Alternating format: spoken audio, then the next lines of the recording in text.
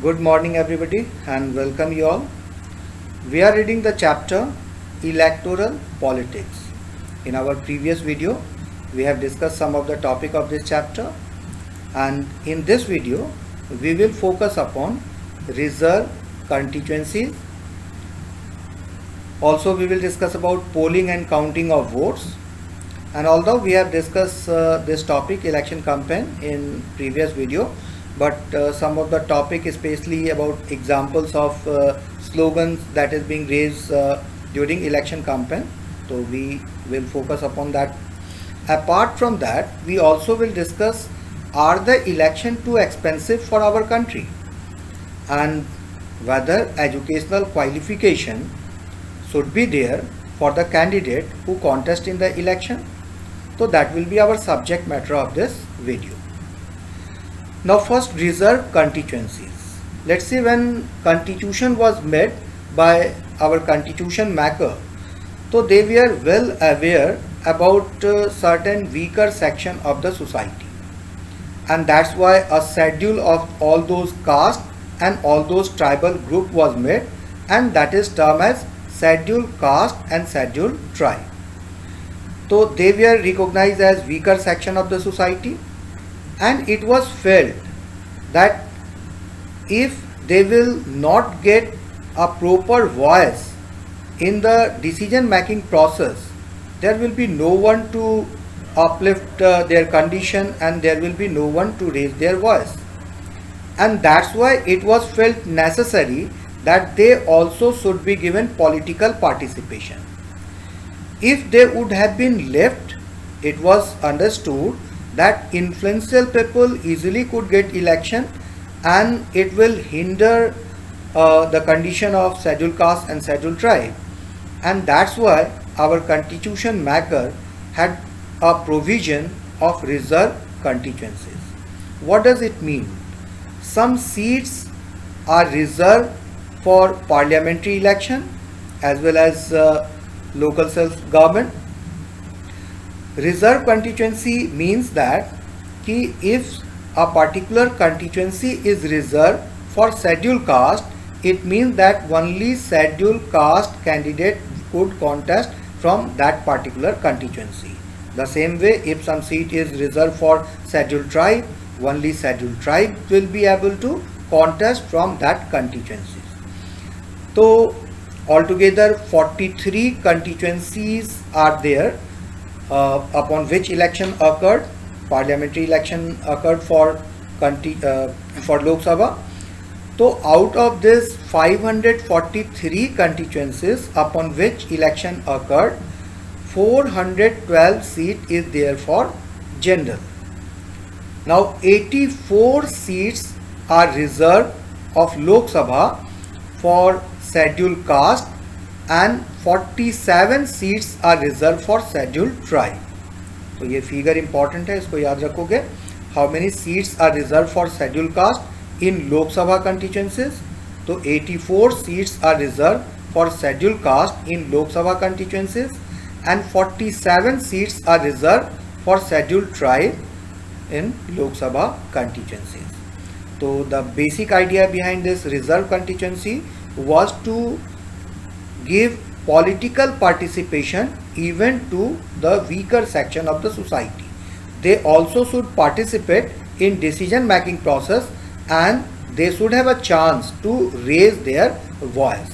It was felt that if they will not be given some special preferences in the electoral process, then they will remain behind, and it will be difficult to bring them into mainstream of the society. And that's why there is also a provision of reserve constituency.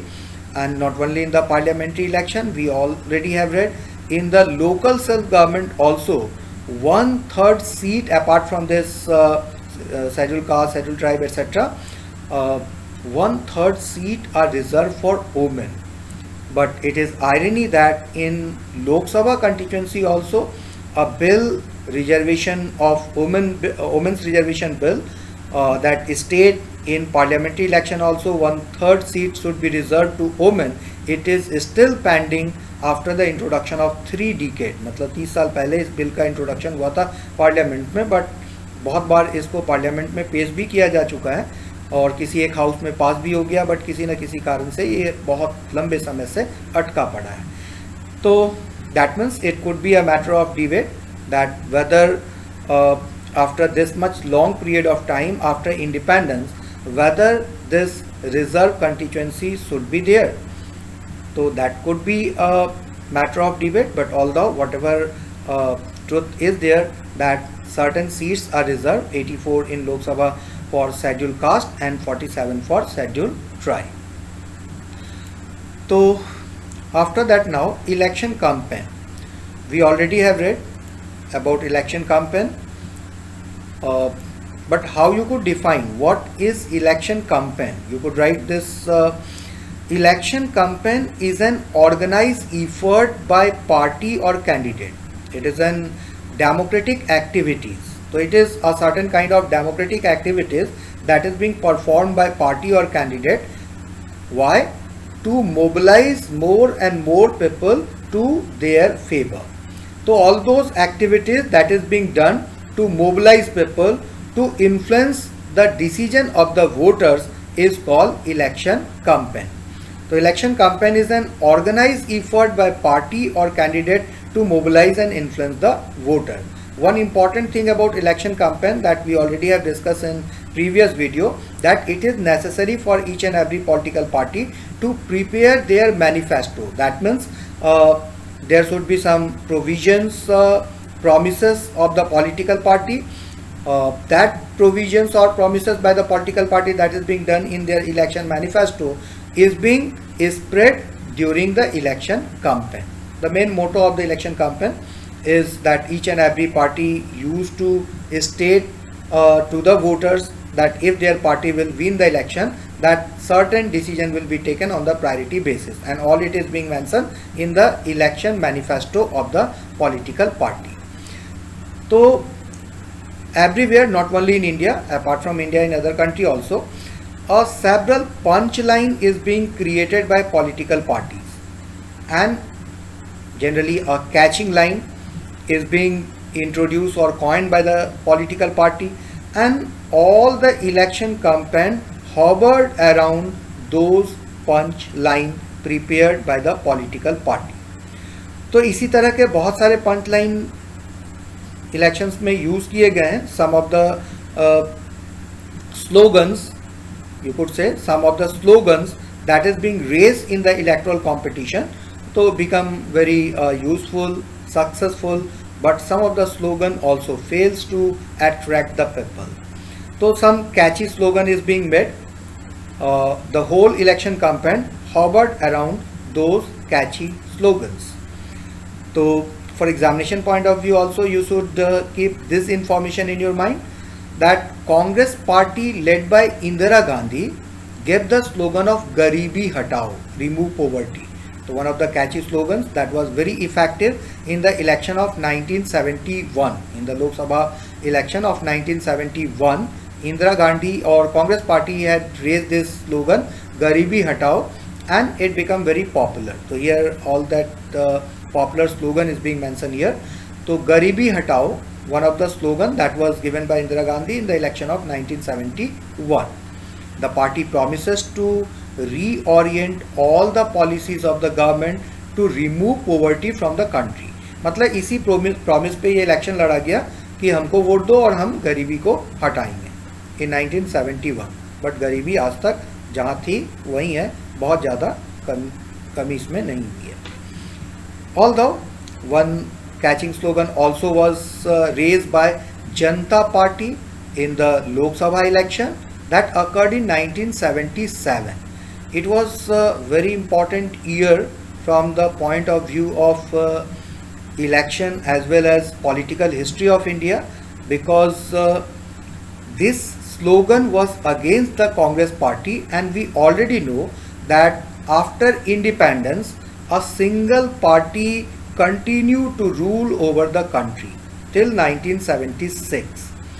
But the political crisis of 1976, under which emergency was imposed by Indira Gandhi.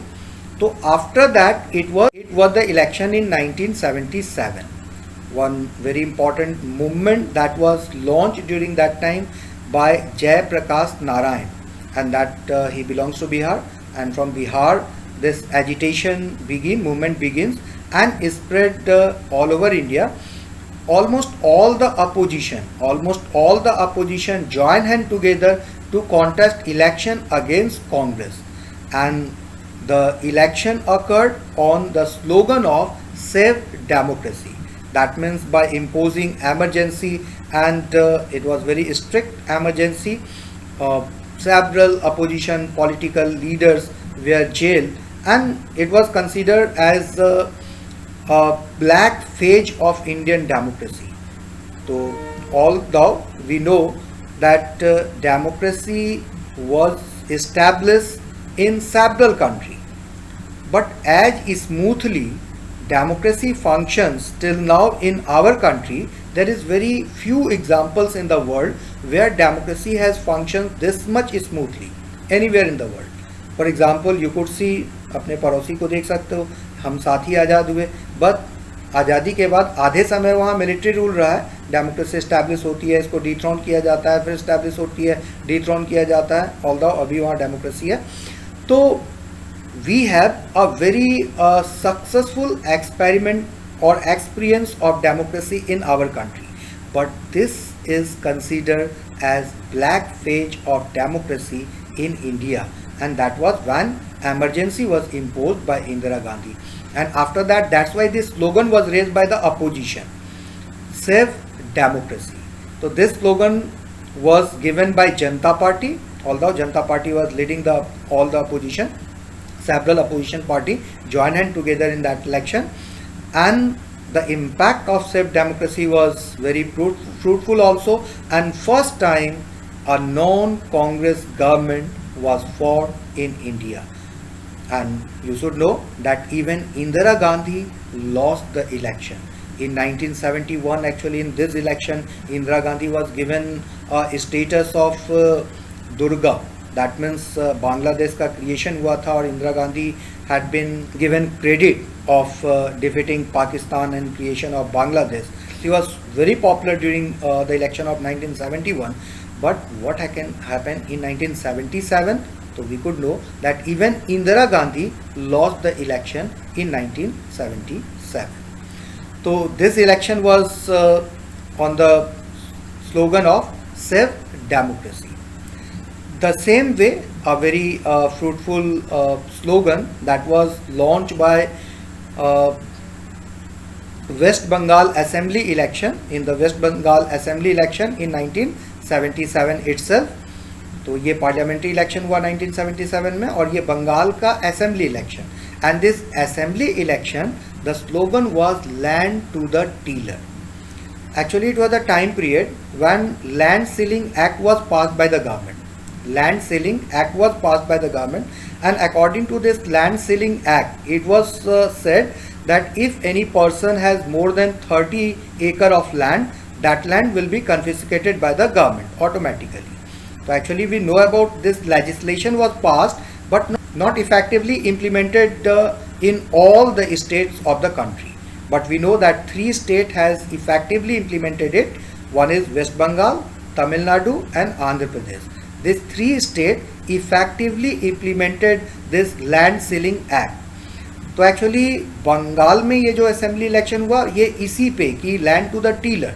That means those who have access of land will be taken by the government and will be distributed to the landless families और landless farmers.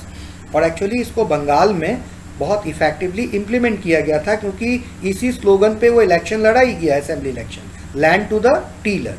तो that's why this slogan also was very fruitful in the Bengal Assembly election in 1977, and this was also the reason that why this Land Ceiling Act was effectively implemented in Bengal. हो सकता है कि इसी वक्त अगर किसी other assembly election भी होता तो इसी तरह के प्रोमिसेस गवर्नमेंट करती और वहाँ भी हो सकता है इफेक्टिवली इस लैंड सीलिंग एक्ट को इम्प्लीमेंट किया जाता. But one fact you should know that wherever, जहाँ भी, जिस स्टेट में भी इस लैंड सीलिंग एक्ट को इफेक्टिवली इम्प्लीमेंट किया गया, that state become successful in reducing the percentage number of people living below poverty line.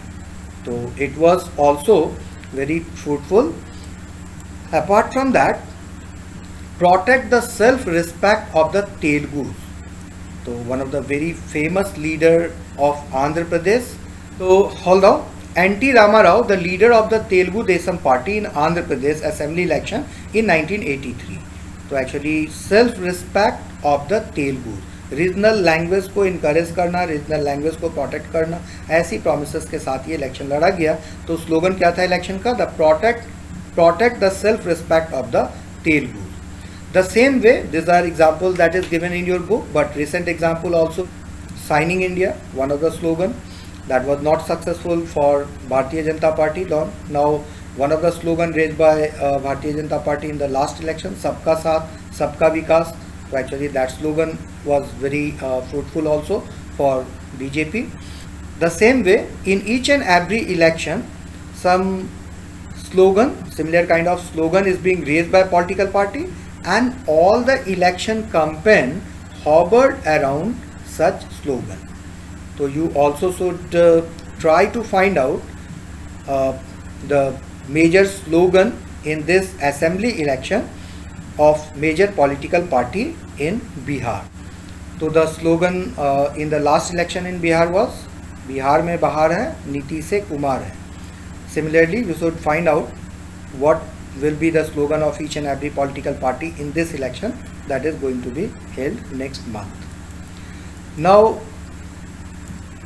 we already have discussed about some of the election law and some of the code of conduct that is to be followed by each and every political party, but we didn't have discussed about the point of election law and code of conduct. So just emphasize upon that. What is election law?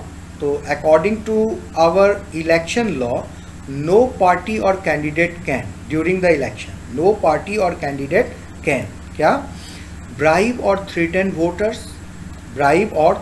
voters, appeal to them in the name of caste or religion. किसी voters को bribe देना, डराना, धमकाना या रिश्वत देना नहीं. Appeal to them in the name of caste और रिलीजन, वो सारी चीज़ें जो नहीं करनी है वो सब करते हैं. Bye the way, use government resources for election campaign and spend more than rupees 25 lakh in a constituency for Lok Sabha election or rupees 10 lakh in a constituency in an assembly election. So it is also important points. What are the code of conduct and what are the election law. तो इसमें दोनों differentiate रखोगे. कभी कभी होता है code of conduct वाला point election law में, इलेक्शन लॉ वाला पॉइंट कोड ऑफ कंडक्ट में, तो उसको ध्यान में रखोगे. Now what are the code of conduct? Use any place of worship for election propaganda, नहीं कर सकते. Can't use any place of worship for election propaganda. Propaganda प्रचार प्रसार, चुनाव के प्रचार प्रसार के लिए किसी धार्मिक व्यक्ति का या किसी धार्मिक स्थान का उपयोग नहीं किया जा सकता. By the way, use of government vehicle, aircraft and official for elections. Once election are announce, minister could not lay down any foundation stone that we have discussed in last video also. Now, polling and counting of votes. So after election campaign, the date of polling comes. On the polling day, polling occurred. After polling, counting of votes occurred. So polling in India is a cumbersome process. Actually, when we started electronic voting, then several delegations from developed country, even from USA, were sent to India to find out how this electronic voting is possible in a country like India where this much population is there. So it was a matter of debate and discussion among developed countries also that how India made it possible to conduct electronic voting. So actually before the introduction of EVM, electronic voting machine, election was conducted through a ballot paper. तो एक ही चीज़ होता था, in ballot paper the name of all the candidate and their symbol was printed, and people will have to stamp over the symbol to whom they want to vote. But now electronic voting machines is there. In this electronic voting machine you will find the name of all these candidates and the symbol, and जिसको भी vote देना है उसके आगे उस button को press कर हम वोट देते हैं. तो for the purpose of this voting, generally in schools or several government buildings, polling center or polling booth was made. So in this polling booth, all those polling officer appointed by ECI was there to conduct election, and those who are going to cast their vote, they are given this kind of impression upon his finger, so as they could not vote again. So to restrict bogus voting, this is being done. So in each and every polling booth, polling agent of each and every political party reside, so as to see that free and fair election is being conducted. So after the polling, all the EVM machine is seal packed. A particular center was there that was known as counting center. All those sealed EVM were carried out safely to the counting center, and on the date of counting, all those vote is being counted. So counting of vote was time taking when it was election was done on ballot paper, क्योंकि सारे ballot paper को खोलकर उसको count करना होता था. But now it is easier, और यही कारण है कि पहले 2 दिन 3 दिन के बाद रिजल्ट पता चलता था, but now counting same day, शाम होने के पहले तक सेम डे में इलेक्शन रिजल्ट पता चल जाता है. तो means those candidate who get manage to win maximum of vote is being declared elected from a particular constituencies. Now are the election too expensive for our country? तो अगर पहले देखें कि तो पता चले कि नहीं, इलेक्शन में खर्च तो बहुत ज़्यादा होता है. A large amount of money is spent in conducting election in India. For instance the government spend about rupees 1,300 crore in conducting Lok Sabha election in 2004. That worked out to about rupees 20 person on the voter list, 20 per person on the voter list. The amount spent by party and candidate was more than what the government spent. Roughly speaking, the expenditure made by the government, parties and candidate was around 3,000 crore. Means लगभग 50 करोड़ पर 50 rupees पर person. मतलब एक election हम conduct करते हैं तो प्रत्येक व्यक्ति पे 50 रुपये का बोझ होता है. तो whether election are too expensive, let compare. तो after the comparison you yourself could decide. In 2005, our government decided to buy 6 nuclear submarines from France. Each submarine cost about 3,000 crore each, और 6 खरीदना था. Delhi hosted Commonwealth Games in 2010 and the cost was 10,000 crore. So if you will compare this cost with the cost of election, you will find कि no, this is not much expensive. और आखिर किस लिए किया जाता है, इसलिए it is important from the point of view कि why this expenditure is being done, to elect the government, to elect such a government that is being liked by the people. So this expenditure could be advocated. Now if we will talk about educational qualification for candidate, let's see, ये question बार बार हमारे दिमाग में आता है कि क्या educational qualification compulsory होने चाहिए. Whether educational qualification should be compulsory. मतलब एक चपरासी भी बनना हो तो 8वीं क्लास पास चाहिए कम से कम, और प्राइम मिनिस्टर या प्रेसिडेंट बनना हो तो no educational qualification is needed. whether it could be justified कि आप एक चपरासी बनना हो तो क्लास 8 कम से कम आपको पास होना ज़रूरी होता है. And if you want to become Prime Minister or President of this country, MPs or MLA of this country, you need not any kind of educational qualification. Whether it could be justified. So let's see.